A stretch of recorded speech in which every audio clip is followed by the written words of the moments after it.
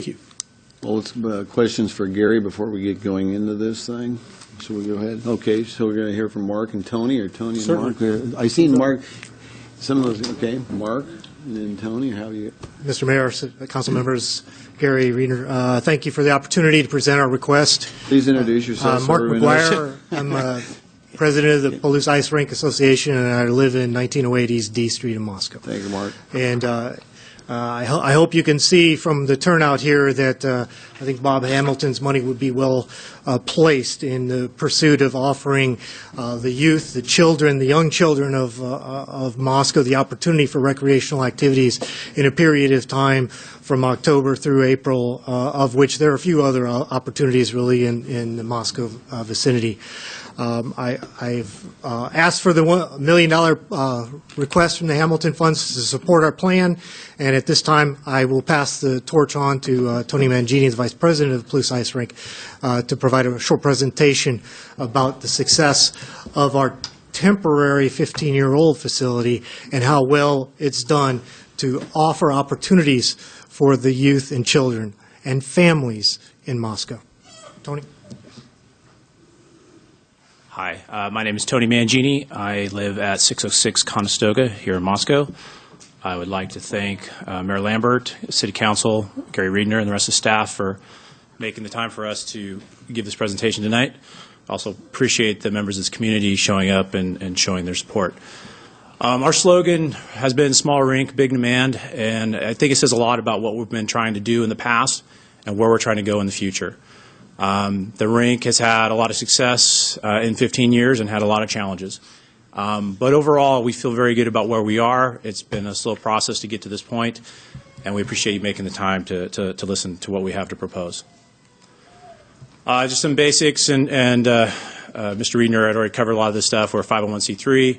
Our organization consists of 8 members. We're a collection of different members of the community, business owners, a couple professors, or a couple members of the University of Idaho. I believe they're all professors, some attorneys, and they picked me to do the presentation.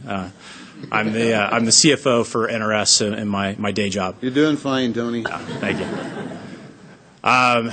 And then we have a rink manager that will run the operation day to day. So we do have a separation of duties. Our main focus right now is this project, trying to secure funding and make the permanent ice rink reality. Kind of a general overview of why we need the ice rink.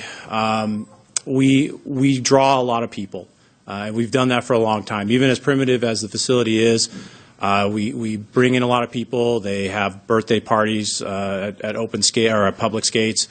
Clearly, we have a lot of kids that participate in our youth programs.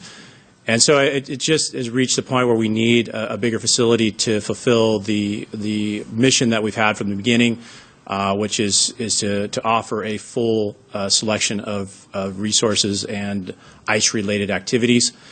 I added the note about the U of I students selecting us as best weekend to hang out. It was kind of a surprise to us. It wasn't like something we solicited. They contacted us and notified us of the selection. Students have a reputation for having a preference to locations that serve alcoholic beverages. So the idea that the ice rink as it stands, the way it is one of their favorite weekend hangouts, I think it says a lot. I think it says a lot about what this facility can mean to a lot of different people. Like it's been mentioned many times, that the original structure was built on a temporary basis. The shell is beginning to fail. If anybody remembers the windstorm that happened last fall, I believe it was around November, we did suffer a little bit of damage. We were able to get a replacement piece for the section that was damaged. It was a relatively small section. It was more of a finishing piece on the west end of the rink, but we were able to get that fixed. But we're going to see more problems like that just because of the age and the condition of the facility right now.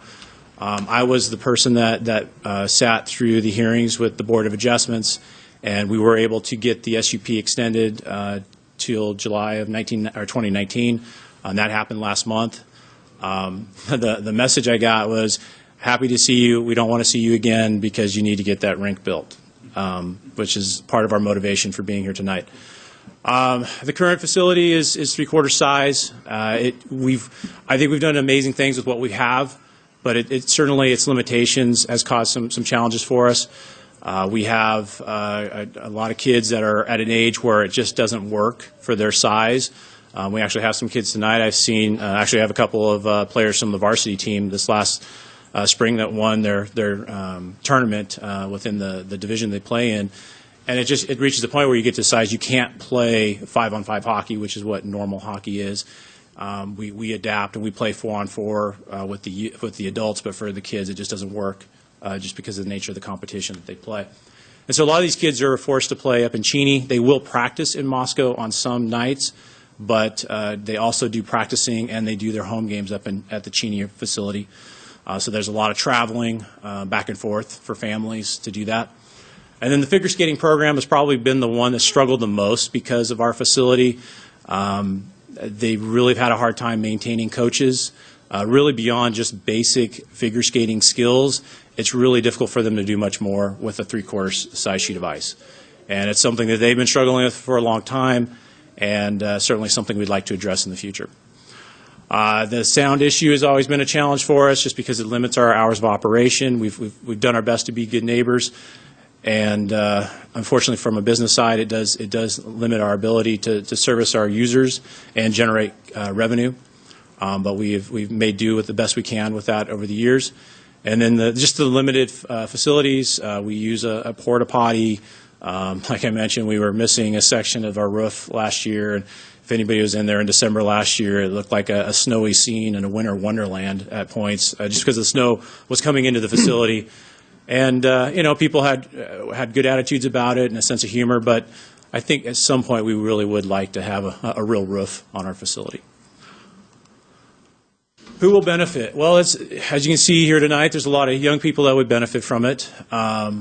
We have great support from our user groups, and so we were really excited to be able to take this to the next step and do more for them.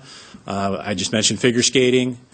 We do have a program, Science on Ice. Mayor Lambert mentioned that we're not as concerned about hours during the day, or actually maybe as Mr. Riedner. Some of the best programs we offer are during the day. Science on Ice is a great example of it. It was a great opportunity for us to find a use for time that's difficult to rent, but it gives kids a great experience, and we'll talk about that a little bit more here in a little bit. Honestly, my favorite section as far as what this means to the community is public skating. It's the opportunity for families to come down to the rink and do something fun. Get some exercise. The winters can be long, and this community, this area, the Palouse, is so amazing on the resources it offers for the summertime with the bike trails, the mountains. There's just so many different things you can do outdoors for exercise, entertainment, socializing.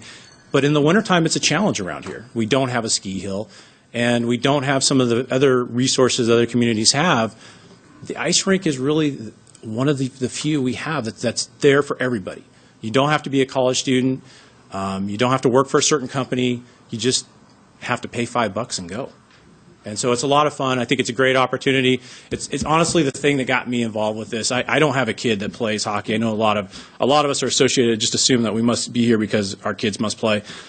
I'm not in that boat. I just see what this thing means for our community and what it does, and I think public skating really embodies that.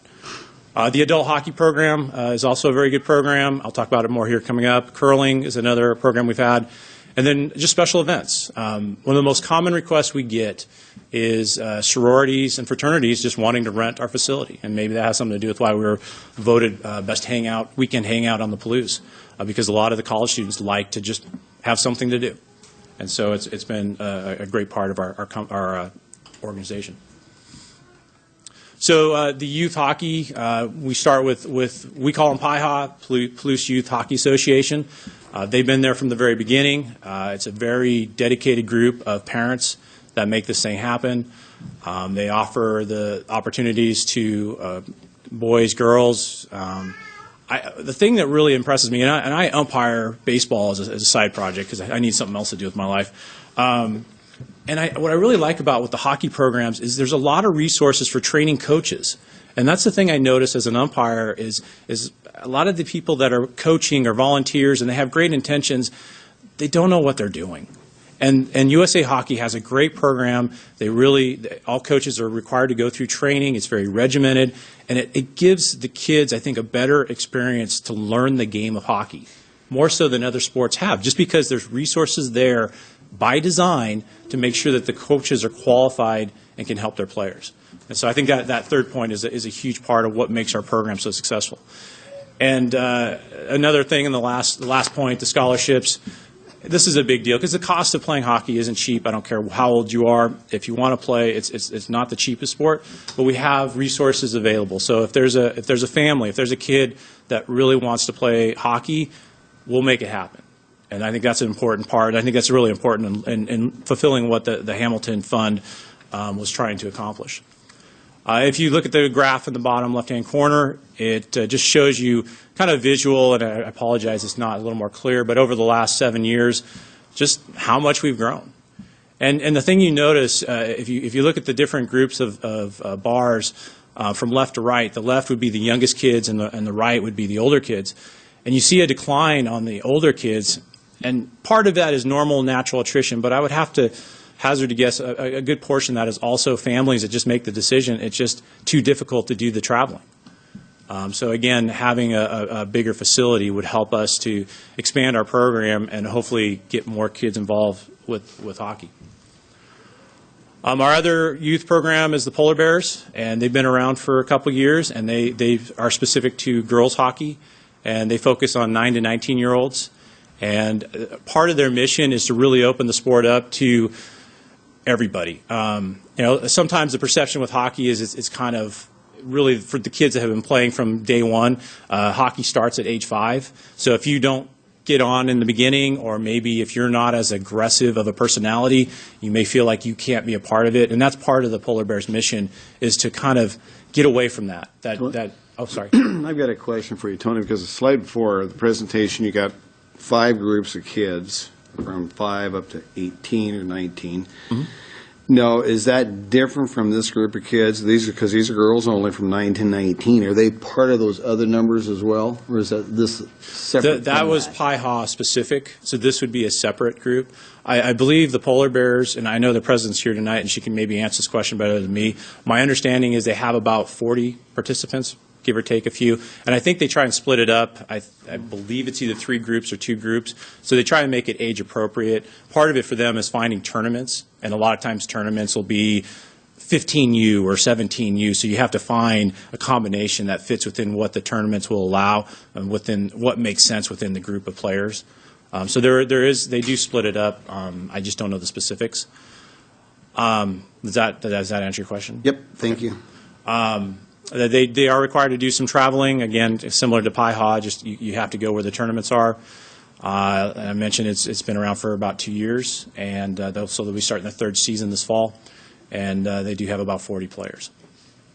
And just a side note, we do have players that do participate in both divisions, which actually is a good thing because it helps for some of the girls that are new to hockey. I think, like with any sport, having people around you that are familiar with the sport, they can help raise their skill level. So I think that's been a very positive thing for this program.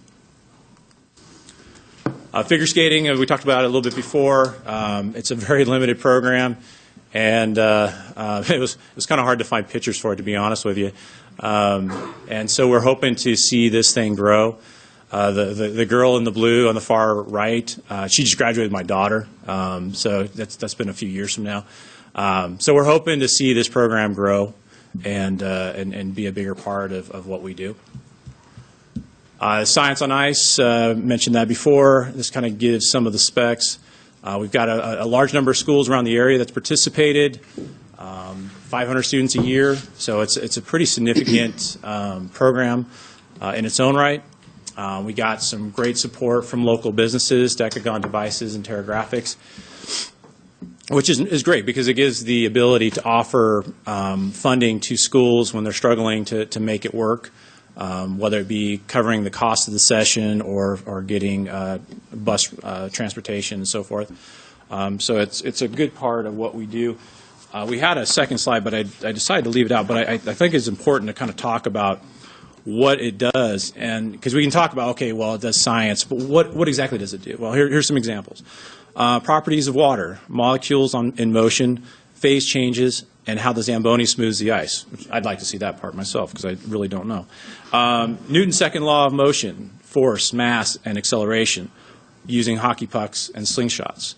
The other program they have is rotational mass and action, distribution of mass, and how do ice skaters twirl. And the way they set it up is they'll have 3 stations. The kids will cycle through the stations. They keep them engaged. They get to do hands-on science.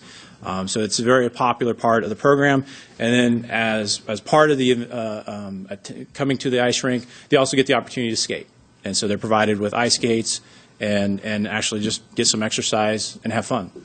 So this has been a really great program for us. There's a testimony from a teacher up there in the upper left, and we get a lot of positive feedback from them. One of the things that the students do is they always write a thank you card, and we get a bunch of those too. And it's just, it's a feel good, it's a positive thing, but it also gives us an opportunity to get people familiar with who we are too. You know, it's great that we're pro hockey, and I think there's a lot of people in this community who seem to think that's all we do. I think it's a great example that we're so much more than that. And here's an opportunity for young people to get some hands-on education, but also see what the ice rink is all about. So that's been a really good program.